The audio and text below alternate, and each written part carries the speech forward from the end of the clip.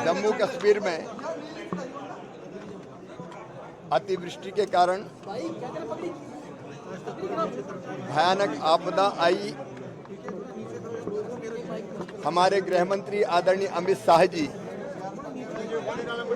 पहले यहाँ दौरा करके गए थे और कृषि और ग्रामीण विकास मंत्री के नाते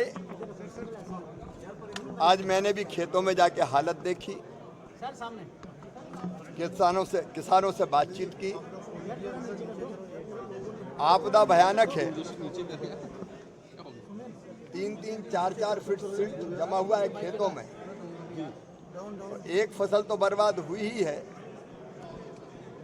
लेकिन दूसरी फसल भी कैसे किसान ले पाएंगे, सवाल इसका खड़ा हो गया है। संकट की इस घड़ी में माननीय प्रधानमंत्री जी और केंद्र सरकार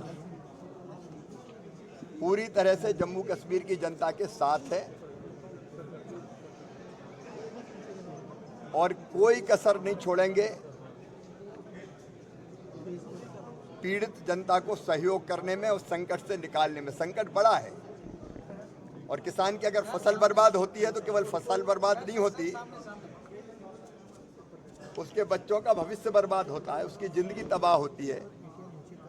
लेकिन इस संकट के पार निकाल के किसान को ले जाएंगे, गरीब को ले जाएंगे, जम्मू कश्मीर को ले जाएंगे। और इसके लिए केंद्रीय टीम ने यहाँ दौरा कर लिया है। केंद्र का एक विशेष दल आया था जिसने प्रभावित क्षेत्रों का दौरा किया है। राज्य सरकार भी सर्वे करवा रही है। राज्य सरकार का मेमोरेंडम भी अभी आएगा, अभी पहुंचा नहीं है, और उसके आधार पर जम्मू कश्मीर को भरपूर सहयोग किया जाएगा। लेकिन कुछ चीजें जैसे मकान लोगों के टूट गए तो ग्रामीण विकास मंत्रालय की हमारी योजना है प्रधानमंत्री आवास योजना।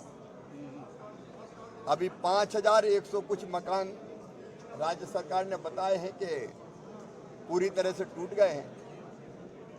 उन मकानों को बनाने के लिए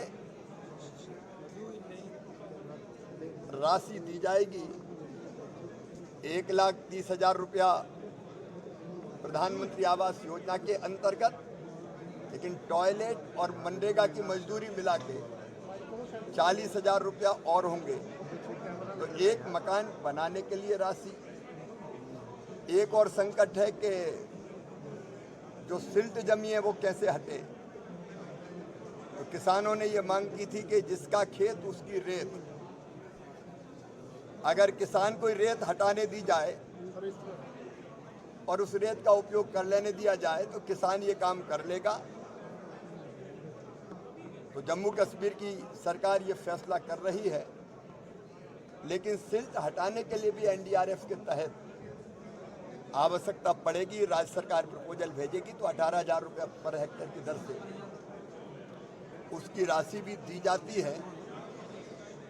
मनरेगा की मजदूरी भी जो साल में 100 दिन मिलती थी बढ़ा के हम 150 दिन कर रहे हैं ताकि मजदूरों को भी काम मिल जाए। हमारी जो स्व सहायता समूह की बहनें हैं, मैंने कहा कि उनकी भी सहायता का प्रपोजल यहाँ से आएगा, उसके लिए भी अलग से राशि जारी करेंगे। फसल बीमा योजना का लाभ किसानों को मिले, इसके लिए मैं फसल बीमा योजना की पूरी टीम लेके आज यहाँ आया था। उनने भी दौरा किया है। हम बीमा कंपनियों के साथ बातचीत करेंगे और क्रॉप कटिंग एक्सपेरिमेंट राज्य सरकार करेगी।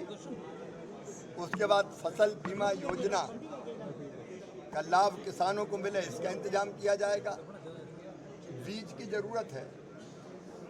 यहाँ की सरकार, हमारी राज्य सरकार से हमने कहा है कि उसके प्रपोजल भेजें अलग से, चाहे वो हमारे तिलहन के बीज हो या बाकी ज़रूरत के बीज है, हम अलग से उपलब्ध करवाने का काम करेंगे।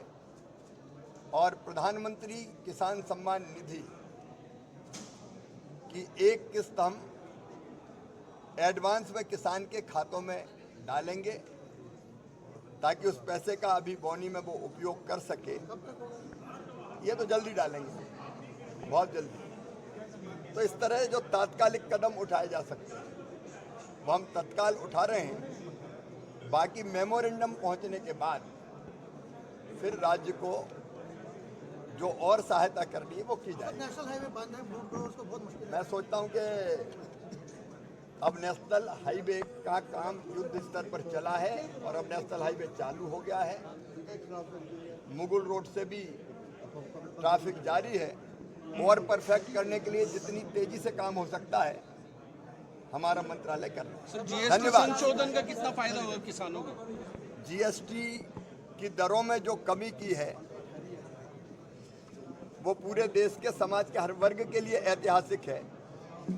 लेकिन किसान की दृष्टि से अगर देखा जाए तो चाहे ट्रैक्टर हो, हार्वेस्टर हो, थ्रेसर हो, कंबाइन हार्वेस्टर हो या कृषि के बाकी यंत्र, सब में मिला के 18 और 12% जो जीएसटी लगती थी वो घटा के 5% कर दी गई है। अगर 35 हार्स पावर का ट्रैक्टर